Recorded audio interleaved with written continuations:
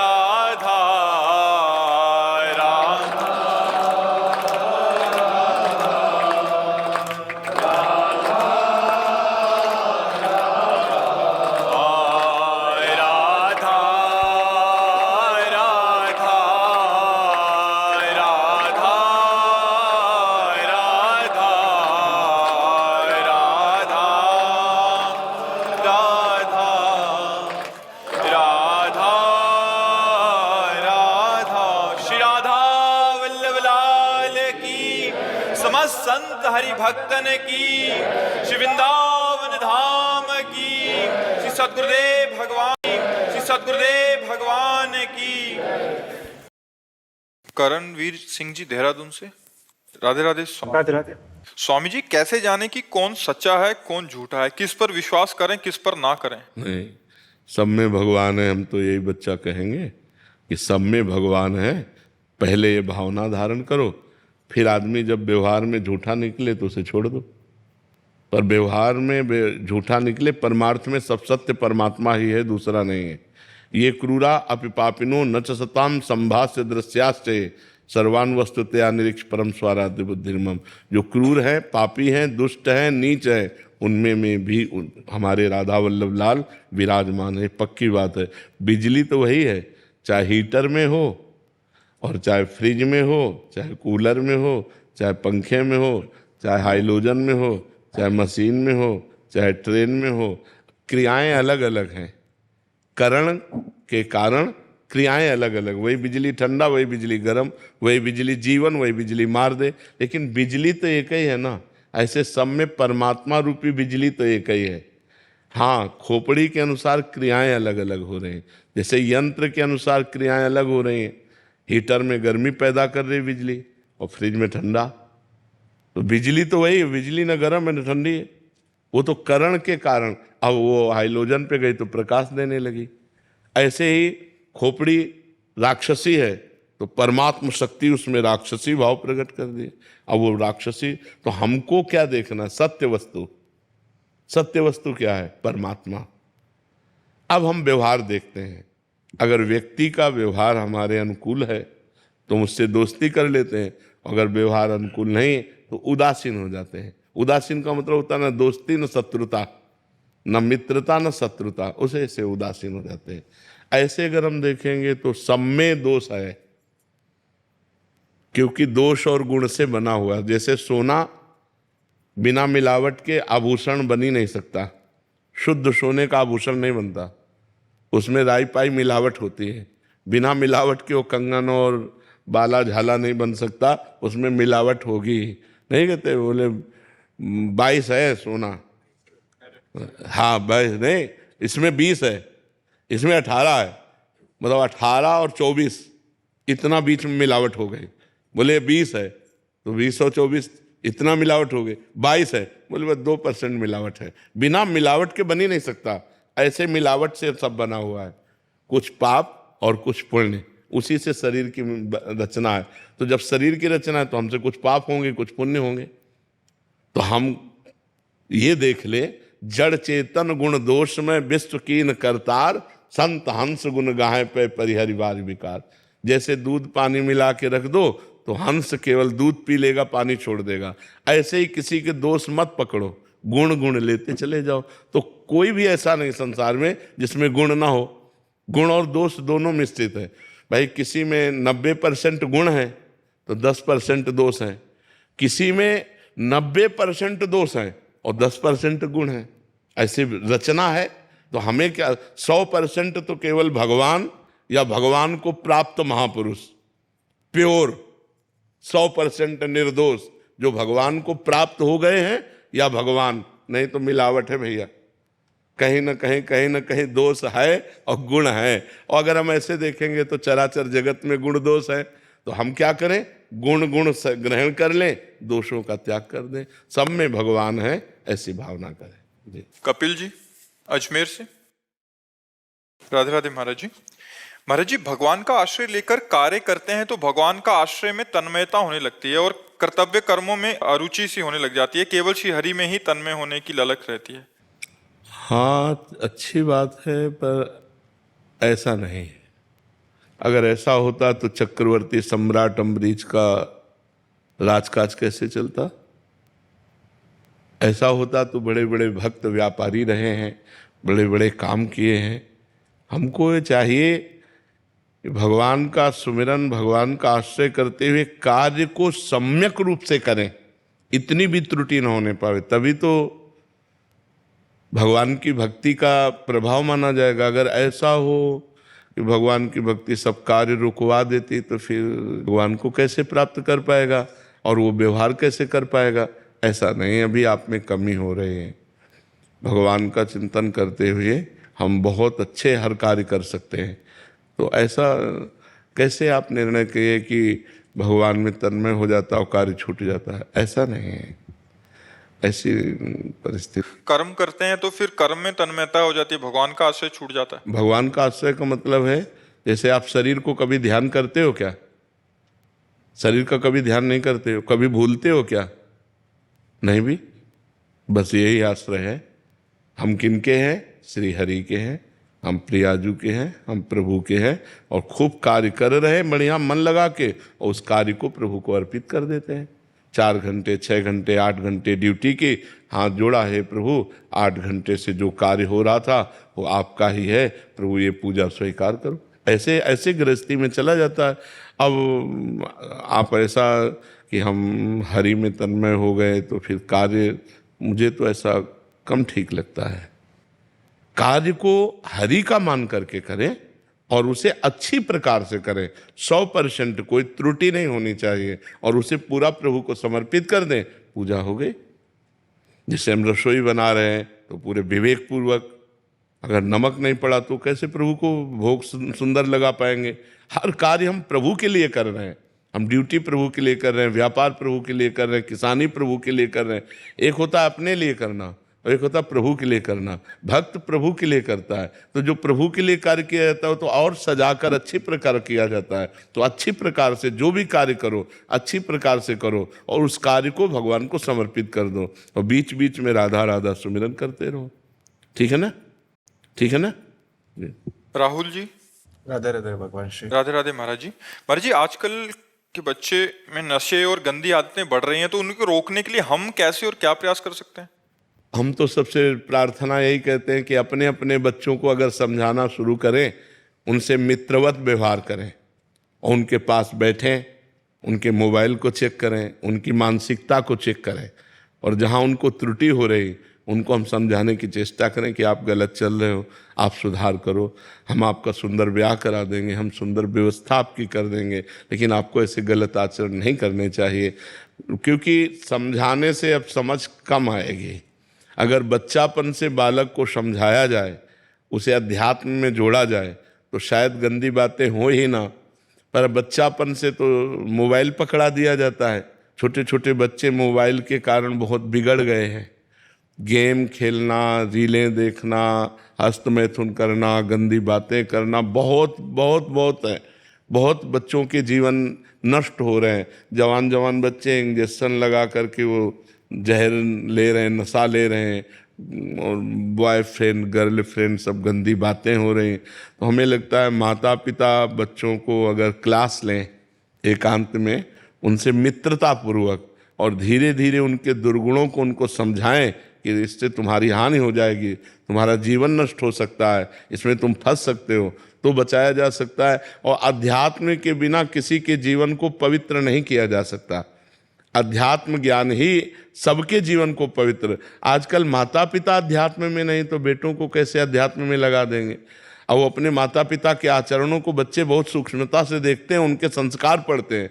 तो अगर माता पिता आध्यात्मिक है तो बच्चों में अध्यात्म का सृजन कर सकते हैं। जब माता पिता आध्यात्मिक नहीं है तो उनमें बच्चों का कैसे कल्याण हो सकता है। तो हमें लगता है पहले माता पिता सुधरे, अपने आचरण सुधारें, अपना व्यवहार सुधारें, और खुद भगवान की भक्ति में अपने चित्त को जोड़ें। और भगवान से प्रार्थना करें कि हमारी संतान पवित्र विचार वाली बने, हमारी संतान बुद्धिमान हो, हमारी संतान स्वस्थ हो, हमारी संतान आध्यात्मिक और लौकिक दोनों उन्नति करने वाला हो।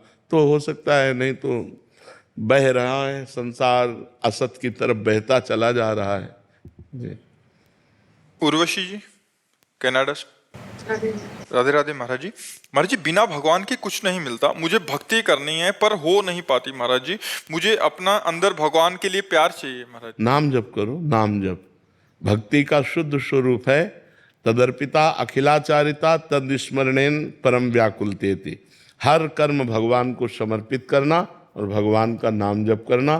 थोड़ी भी भूल होने पर बहुत हृदय जलने लगे कि मैं अपने प्रभु को कैसे भूल गई, यही भक्ति का स्वरूप। कोई क्या कठिन है।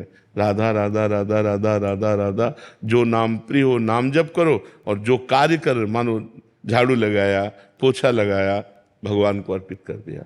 रसोई बनाई, वो समय वो कर्म भगवान को अर्पित कर दिया। बच्चों को सजाया, दुलार किया, पति की सेवा की, हर कर्म भगवान को समर्पित कर दो। ये पूजा हो जाएगी। नाम जप कर रहे हो, बहुत सुंदर भक्ति बन जाएगी। इसमें कोई कठिनता थोड़ी है। प्रातः काल से उठकर अपने परिवार की सेवा करो, उसी को पूजा मान लो। बस नाम जप करते रहो, नाम जप साथ में है, और जो भी कर्म आप कर रहे हो वो सब पूजा है, उसी से भगवान की प्राप्ति हो जाएगी। पुनीत जी बुलंदशहर। भगवान का आश्रय लिए हो और ये बात अंदर है तो आप अच्छे शरणागत हो जाओगे। ये होना चाहिए कि मैं शरणागत लायक नहीं, शरणागत के जो आचरण हैं वो मेरे में नहीं है, मैं किसी योग्य नहीं हूँ, फिर भी नाम मात्र का भगवान का शरणागत हूँ।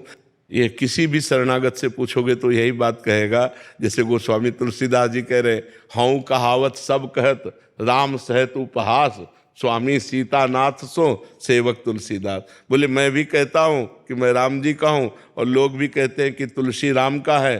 भगवान उपहास सह रहे हैं, मेरे जैसा दास, मेरे जैसा भगवान श्री राम का दास, ये भगवान उपहास सह रहे हैं। तो ये तो बड़े बड़े भक्तों के हृदय में होता है। ये अच्छी बात है, अपने में ऐसी बात बनी रहनी चाहिए, पर हमारे द्वारा पाप आचरण नहीं होना चाहिए। ये हमको जरूर ध्यान रखना चाहिए कि पाप आचरण की तरफ जब हमारा मन जाए तो हमको भगवान से रो रो कर पुकारना चाहिए कि बचा लो मुझे, आपका कहला करो मैं ऐसी गंदी बात करूं, प्रभु बचा लो मुझे। पाप आचरण ना हो तो बहुत बढ़िया, यही भाव आगे बन करके पूर्ण शरणागति में पहुंचा देगा। ये होना ही चाहिए। अगर ये है कि मेरे में शरणागति है, लक्षण है, तो अभिमान है, अभी उसमें शरणागति नहीं, और ये भाव है तो शरणागति हो जाएगी, पक्का हो जाएगी। दिल्ली से राधा राधे राधे महाराज जी। महाराज जी, पूज्य तुलसीदास जी महाराज जी द्वारा रचित श्री रामचरितमानस में ऐसा लिखा हुआ है कि जब शत्रुपा जी और मनु जी ने तपस्या की थी तो उनको वरदान देने के लिए श्री ब्रह्मा जी, श्री विष्णु जी और श्री महेश जी तीनों आए थे। जब मुनि जी और शत्रुपा जी ने आशीर्वाद लेने से मना कर दिया, तब मनु जी ने पूछा था कि आप तीनों में से बड़ी कोई भी सत्ता नहीं है जो आप तीनों को चलाती हो। तो महाराज जी, तब ब्रह्मा जी, विष्णु जी, महेश जी ने कहा था, हाँ हाँ बोला था। इस जवाब को सुनकर उस परम शक्ति को पाने के लिए उन्होंने फिर से तपस्या शुरू कर दी। तो महाराज जी, क्या वो परम शक्ति प्रभु राम जी थे? हाँ, भगवान के एक अंश से ही त्रिगुणात्मक भगवान का स्वरूप प्रकट हुआ है, जो त्रिगुणात्मक माया का संचालन करने के लिए रजोगुण ब्रह्मा, शतोगुण विष्णु, तमोगुण भगवान शिव, ये तीन गुणों का विकास हुआ। तो रजोगुण सृजन, सतोगुण पालन, तमोगुण विनाश। लेकिन इन तीनों से परे जो अवतारी हैं, जो सबके अंशी हैं, वही भगवान श्री राम हैं, वही भगवान श्री कृष्ण हैं। ये अंश रूप में तीनों देवता अपना अपना कार्य करते हैं, ब्रह्मा विष्णु और महेश। जब उन्होंने इनको स्वीकार नहीं किया, इनसे कोई वरदान नहीं चाहा, तब जब भगवान प्रकट हुए तब कहा मैं आप जैसा पुत्र चाहता हूँ। तो कहा मेरे जैसा तो मैं ही हूँ। भगवान ने उत्तर भी दिया कि मेरे जैसा तो सिर्फ मैं हूँ, तो मैं ही तुम्हारा पुत्र बनकर प्रकट होऊंगा। तो वही अरूप, वही निराकार, विप्रधेनु सुर संत हित लीन मनुज अवतार, वही निराकार आकार धारण करता है, वही अरूप रूप धारण करता है और बाल स्वरूप होकर के कौशल्या जी की गोद में जो समस्त सृजनकर्ताओं का सृजन करता है, वो प्रभु है। वो सच्चिदानंद भगवान राम है, वो सच्चिदानंद भगवान श्री कृष्ण है जी। राहुल शर्मा जी। राधे राधे प्रभु जी। राधे राधे महाराज जी। गुरुदेव भगवान, ईश्वर क्या है, जीव क्या है, प्रकृति क्या है, दृश्य जगत क्या है? ईश्वर जो संपूर्ण चराचर का स्वामी है, जो प्रकृति और पुरुष दोनों को अपने शासन में लिए हुए है। पुरुष सबके अंदर बैठा हुआ आत्म तत्व, प्रकृति अष्टधा प्रकृति, आकाश, वायु, जल, अग्नि, पृथ्वी, मन, बुद्धि, अहंकार, कितने हुए? 8। ये अष्टधा प्रकृति का जो संचालन करता है, जो पराप्रकृति जीव, इसका भी जो स्वामी है, अंशी है। भगवान ने कहा ना ममैवांशो, वो ईश्वर जो उत्पत्तिम च विनाशम च भूतानामा गतिम गतिम वेत्ति विद्याम अविद्याम च षष्टारो ईश्वर इति, जो उत्पत्ति करता है, जो विनाश करता है, जो गति और अगति का निर्णय करता है, जो विद्या और अविद्या की सृष्टि की, वो ईश्वर है जो सबका मालिक है, वो एक है। अब दूसरा जीव क्या है? उसी ईश्वर का एक अंश है। उसी ईश्वर ने जब एकोहम बहुत श्यामा, मैं एक बहुत हो जाऊं इच्छा की, तो वो चराचर जगत रूप में जड़ चेतन के रूप में वो प्रकाशित हो गया। स्त्री पुरुष सब नानात्व जितना 84 लाख योनियां, वो स्वयं भगवान अपने अंश से विकास को प्राप्त हो गए। उनका संकल्प एकोहम, मैं एक, वही ईश्वर, बहुत श्यामा, बहुत रूपों में हो जाऊं, तो सब चराचर जगत ईश्वर ने प्रकट कर दिया। ये जीव और प्रकृति जिससे अपने को विस्तार में किया, उसे माया कहते हैं। अपने को विस्तारित करना, वो भगवान की जो इच्छा शक्ति है, उसे माया कहते हैं। भगवान जो ईश्वर है, उत्पत्ति विनाश गति अगति विद्या अविद्या सबका स्वामी है, और प्रकृति और पुरुष दोनों का शासन करता है। और जो जीव, वो उस ईश्वर का अंश है। माया प्रकृति जो जिसके द्वारा ये विस्तार होकर के ये सब क्रियाएं हो रही हैं। सतोगुण रजोगुण तमोगुण, 3 गुणों से कहीं अच्छी क्रिया, कहीं बुरी क्रिया, कहीं मंदी क्रिया, ये सब क्रियाएं हो रही। ये माया भगवान की। तो ईश्वर, जीव और प्रकृति, प्रकृति को ही माया कहते हैं। समझ पाया? अभिषेक दीक्षित जी। राधा वल्लभ श्री हरिवंश। श्री हरिवंश महाराज जी। महाराज जी, आपने एक सत्संग में बताया था कि ये जीव कहना चाह रहे हैं कि जीव प्रभु के साथ ही थे और हमारे अलग रहने या खेलने की चाह उत्पन्न हुई, जो हमें इस धरती पर ले आई। तो महाराज जी, अगर हम भक्ति करके श्री जी के पास वापस चले जाएं, तो क्या ये अलग रहने की चाह वापस उत्पन्न? दो प्रकार से श्री जी के पास जाया जाता है। एक होता है जैसे तरंग समुद्र में लीन हो गई, अब अस्तित्व ही नहीं रहा, ढूंढ नहीं सकते उस तरंग को, वो समुद्र रूप हो गई। तो हम साधना करके जब मोक्ष को प्राप्त होते हैं तो भगवान में ऐसे लीन हो जाते हैं जैसे तरंग समुद्र में। और एक होती है भाव देह, जो स्थूल देह, सूक्ष्म देह, कारण देह, इन तीनों से परे है। भाव देह हमारे यहाँ भक्ति में 5 प्रकार के भाव हैं: शांत भाव, दास्य भाव, सख्य भाव, वात्सल्य भाव और माधुर्य भाव। अब जब हम अपने को सख्य भाव से आराधना करते हैं आचार्य गुरु कृपा से, तो हमें एक देह मिलता है, भाव देह। उस भाव देह से, चिदानंदमय देह से हम श्री कृष्ण के सखा रूप होकर सदा सदा के लिए श्री कृष्ण के साथ हो जाते हैं। या वात्सल्य रूप, या गोपी रूप, या सहचरी रूप, हम जो भाव करते हैं और जब भाव सिद्ध हो जाता है तब हमको वो देह प्राप्त होती है और उससे हम भगवान के साथ लीला में प्रवेश पा जाते हैं। एक है ये और एक है वो जो तरंग समुद्र में लय हो गई, उसे कहते हैं मोक्ष। समझ पा रहे हो आप? तो हम जो भाव करेंगे और कोई भाव न करेंगे, भजन करेंगे तो हम मुक्त हो जाएंगे।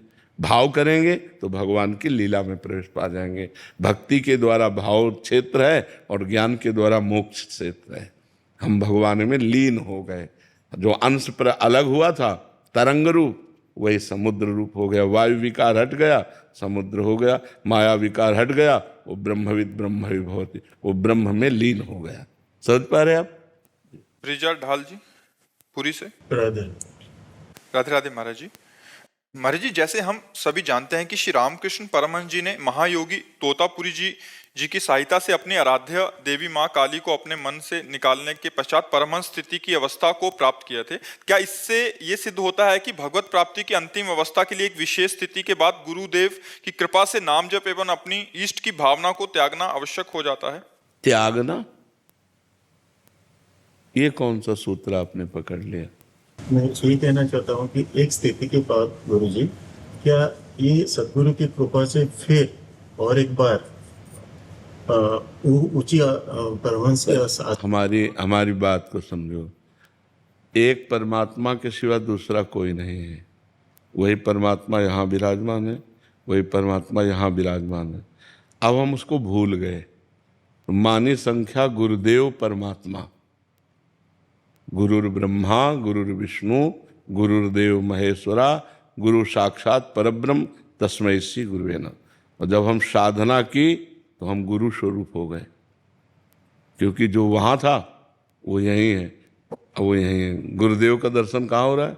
मैं में। समझ रहे? अब सब कुछ मैं में समा गया, क्योंकि वो एक है, वो एक है। सब खत्म हो गया। वो स्वयं ब्रह्म स्वरूप स्थित है, क्योंकि वो स्वयं था। मानी संख्या, जैसे मानी संख्या मूर्ति भगवान है, और भजन करते करते करते जब भगवान का साक्षात्कार हुआ तो सामने से गायब हो गया सब कुछ। अब मूर्ति में भगवान नहीं, अब यहाँ भगवान देख रहे। मानी संख्या से सवाल हल होता है। माना ये हमारे परब्रह्म परमात्मा, जैसे पत्नी के लिए कहा गया मानो तुम्हारा पति भगवान है, तो वो भगवान मानकर अपने पति की तन्मयता में आई और भगवान को प्राप्त हो गई। तो हम कहीं भी भगवान को मान सकते हैं, लेकिन जब स्थिति आएगी तो दो नहीं रह जाएगा। प्रेम गली अति साकरी तामे दो न समाये, शिष्य और गुरु दोनों नहीं रहेंगे, एक हो जाएगा। लेकिन उस स्थिति में गुरुजी क्या सदगुरु जी की भी आश्रय लेना पड़ता है, या उस स्थिति तक पहुंचने के लिए सदगुरु का आश्रय लेना नहीं होता है। जब पहुंच गए तो दो नहीं रहते। प्रेम गली अति साकरी तामे दो न समाये, उसमें द्वैत नहीं रहता। तो फिर रामकृष्ण परमहंस जी ने क्यों सदगुरु जी के फिर आश्रय लिए कि ताकि वो उस परमहंस? तो जब तक देह रहेगा तब तक गुरु सामने आएगा तो उसका आश्रय क्या साष्टांग दंडवत नहीं करेगा? हमें शरीर का भान है, अंतर की बात है ये। अंतर में द्वैत नहीं रह जाता। बाहर में तो गुरु शिष्य का बर्ताव होगा, पति पत्नी का बर्ताव होगा, पुत्र और बाप का बर्ताव होगा। बर्ताव तो व्यवहार का वैसे ही होगा। क्या ब्रह्मबोध संपन्न महापुरुषों के द्वारा वर्ताव में कमी होती है क्या? नहीं, दर्शन एक हो जाता है। पंडिता समदर्शिना, न समवर्तिना नहीं, समदर्शिना। वो दर्शन में एक हो गया गुरु शिष्य। लेकिन व्यवहार में जब गुरुदेव आएंगे तो थोड़ी क्यों तो बैठा है कि अब तो हम ब्रह्म हो गए, अब क्या है? नहीं, उतर कर साष्टांग दंडवत और उनके दासत्व की भावना, द्वैत इतना भी नहीं है, इतना भी अंतर नहीं रह गया, लेकिन व्यवहार में वो ऐसे ही होगा। जैसे स्वयं पर ब्रह्म परमात्मा भगवान जब व्यवहार में अवतार लेते हैं राम जी, तो गुरु जी के आगे, वशिष्ठ जी के आगे कैसे बैठते हैं, विश्वामित्र जी के आगे कैसे बैठते हैं? हाथ जोड़कर बैठते हैं, उनकी आज्ञा का पालन करते हैं। जबकि उन्हीं की श्वासों से वेदों का प्रादुर्भाव हुआ, और वेदों का आदर करने से ही कोई ब्रह्म ऋषि बना। और भगवान स्वयं उन ब्रह्म ऋषियों के सामने कैसे बैठते हैं? तो ये व्यवहार है, ये व्यवहार है, तत्व में अंतर नहीं होता। वो स्थिति जब आती है तो उसमें द्वैत नहीं रह जाता, दो नहीं रह जाते। दो ना रहते हुए भी अब माँ काली से बात कर रहे हैं, व्यवहार कर रहे हैं, माँ और पुत्र, द्वैत दिखाई दे रहा है, लेकिन वो इसमें नहीं, वो अपनी आत्मा से ही बात कर रहे हैं। माँ काली स्वयं उनकी आत्मा है, द्वैत है ही नहीं, दो है ही नहीं। पर जब तक उस स्थिति को हम पहुंचेंगे नहीं, तब तक तर्क के द्वारा इसको हम नहीं समझ सकते। वो स्थिति के द्वारा समझा जाता है। तर्क के द्वारा हम कैसे समझ सकते हैं कि जब माँ है और वो बेटा भाव से बात कर रहे हैं तो द्वैत तो है ही है? नहीं, माँ और बेटे का बर्ताव होते हुए भी द्वैत नहीं है, वो अद्वैत स्थिति ही होती है। अब उस स्थिति को जान जाओ तो तुम ब्रह्मबुद्ध संपन्न महापुरुष हो गए कि नहीं हो गए? विद्यार्थी कभी टीचर की स्थिति को जान सकता है क्या? वो टीचर की योग्यता प्राप्त करे तब जान पाएगा कि हमारा टीचर कितना ग्रेजुएट है। विद्यार्थी तो अपने विषय को देखे कि हम कहाँ पढ़ रहे हैं, हमको कहाँ पहुँचना है, वो रास्ता तय करे तो ज़्यादा अच्छा रहेगा। जी। सीमा जी गुरुग्राम से। श्री हरिवंश महाराज जी। महाराज जी, देव भाव मतलब मैं स्त्री हूं या मैं पुरुष हूं को खत्म करने का उत्तम तरीका क्या है? भगवान का नाम जप करते हुए, शास्त्रों का स्वाध्याय करते हुए गुरुजनों की शरण में हो जाए। जब तक गुरुजनों की शरण में नहीं होगा तब तक देहाभिमान नष्ट नहीं होता। तिनकी संगति रहत जाति कुल मद समनन सई, संतत सेवक सदा भजत जे श्री हरिवंश। भगवत प्रेमी महात्माओं को गुरु स्वरूप बनाकर उनकी आज्ञा के अनुसार साधना की जाए, और साधना का अहंकार न हो, ये हो कि गुरुदेव की कृपा से साधना हो रही। वो साधना जिस समय हमारे मन को निर्मल कर देगी, तो जैसे साफ शीशा में अपना प्रतिबिंब दिखाई देने लगता है, ऐसे ही स्वच्छ अंतःकरण में शुद्ध ज्ञान का जागरण होता है। और जब ज्ञान जागृत होगा तो अज्ञान नष्ट हो जाएगा। मैं देह हूँ, ये भाव नष्ट हो जाएगा। भाव नष्ट होने पर भी देह का व्यवहार वैसे ही होगा जैसे एक अज्ञानी पुरुष से होता है कि मेरी माँ, मेरा पिता, मेरा भाई, मेरा परिवार, ऐसे ही, लेकिन उसका राग कहीं नहीं। व्यवहार सम्यक रूप से वैसा करता हुआ भी, अब देखो जनक जी महाराज परम ज्ञानी महापुरुष हैं, लेकिन उनका व्यवहार कैसा हो रहा है?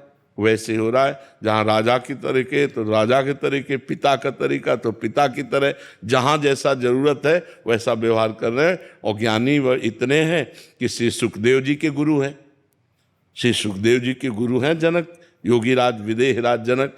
तो ज्ञान जब हो जाता है तब देह से विदेह होता है, और वो ज्ञान होता है गुरु कृपा से। और गुरु कृपा होती है साधना। जो गुरुदेव हमें साधना बता दें उसके अनुसार हम नियम पूर्वक चले, पापाचरण का त्याग करके, तो हमारा हृदय पवित्र होगा।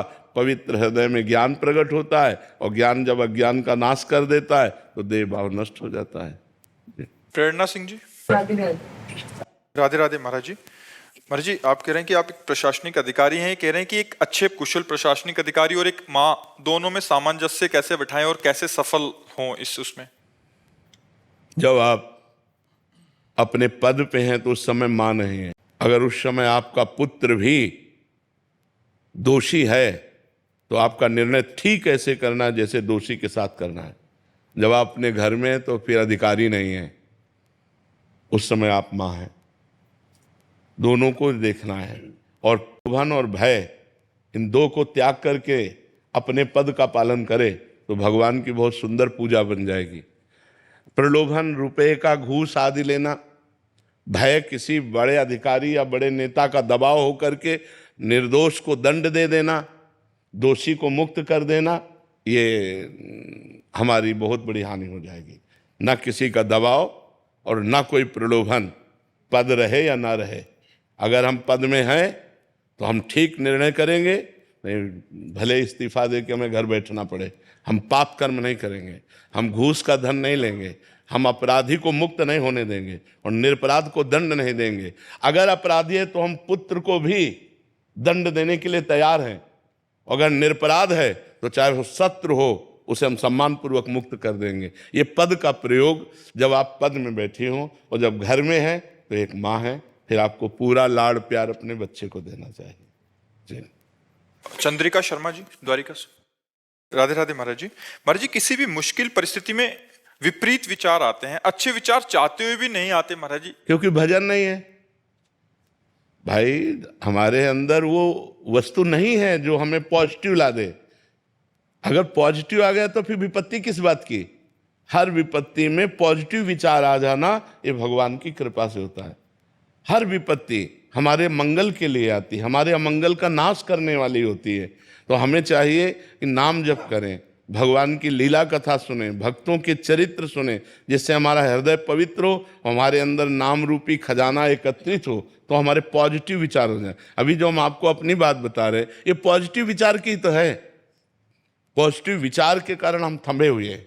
जैसे एकदम बाढ़ आ जाए और उसका तट उसको रोके हुए हो, तो ऐसे बाढ़ आ गई है कष्ट की, पर विचार रूपी तट रोके हुए। बड़ी कृपा है, लाडली जी की अपार कृपा है। पर हर बार यह बड़ी कृपा है, बड़ी कृपा है। कष्ट के समय भी राधा राधा राधा, तो कष्ट समझ में ही नहीं आता। अब भगवान से जुड़े नहीं, नाम जब कर नहीं रहे, अध्यात्म का ज्ञान है नहीं, तब तो माया पीस ही देगी, फिर तो पीस देगी। देखो ना क्या क्या हाल हो रहे हैं। एक एक इंच जमीन के लिए भाई भाई का खून कर रहा है, अपनी वासना के लिए पत्नी पति का खून कर रही, पति पत्नी का खून कर। ये क्या हो रहा है? क्या हो रहा है?